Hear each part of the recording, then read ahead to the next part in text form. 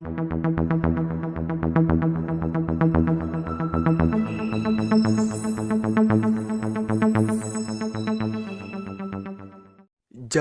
barka da zuwa makullin gida, wannan tasha tamu mai albarka, barkanmu da wannan lokaci, barkanmu da sake saduwa da ku a wani sabon shirin namu.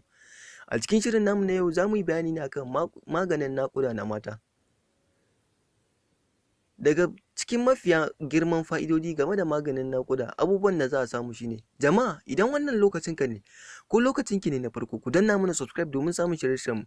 Ta haka ne idan mun yi sabon bidiyo za a ganar da ku cikin gaggawa. Kar kuma ku manta da alamar like da comment. Ta haka ne za mu faɗi da bincike domin kawo muku magunguna domin inganta kyau da zamantakewar aure. Sannan da masu buƙata ko kuma shawara, ku ajiye mana comment ko kuma fatan alkhairi, ko kuma kuna buƙatar wani magani, za mu dinga bibiyar tambayar ku kamar yadda muka faɗa muku. Na ɗaya, a samu habbatus sauda cokali ɗaya. Na biyu, albabunaj cokali ɗaya. A dafa su da ruwa kofi guda.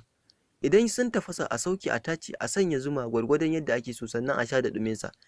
Idan mace tana shan wannan za ta samu sauƙin laulayin ciki, kuma idan ta zo haihuwa ma abin zai zo da sauƙi bi iznillahi.